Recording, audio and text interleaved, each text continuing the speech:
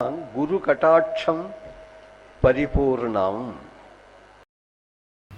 அப்படின்னு சொல்லிவிட்டு அனசூய மகா தபஸ்வினி தபோபலத்தினாலே சம்பாவிச்சதான உயர்ந்த பட்டு புடவைகளும் பூஷணங்களும் சுகந்தமான அனுலேபனங்களும் அவளிடத்துல இருக்கா. வேணும் அப்படின்னு நினைச்சாலானா வந்துருமா. தேவலோகத்து வஸ்துக்கள், இந்த லோகத்து வஸ்துக்கள் அல்ல. அனசூய அது வேணும் அப்படின்னு நினைச்சால் எல்லாம் எதிரில் வந்து எந்த தேவதைகள் கொண்டு வைக்கிறாளோ, யட்சிணி கொண்டு வைக்கிறாளோ எல்லாம் எதிரில் வந்துடுது. உடனே சீதைக்கு அது எல்லாத்தையும் தன் கையாலேயே அலங்காரம் பண்ணி விடுறா.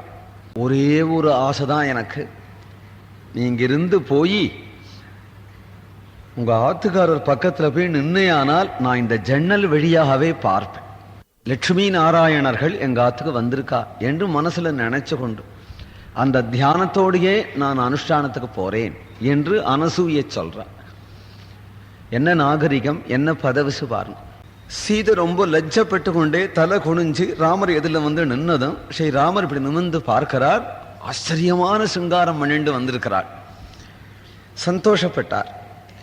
சீதையை பார்த்து சொல்றாள், என்ன பாக்கியம் பண்ணினே அம்மா, நீ ஆத்துல இருந்தால் இப்ப ஏற்பட்ட பாக்கியம் கிடைக்குமா?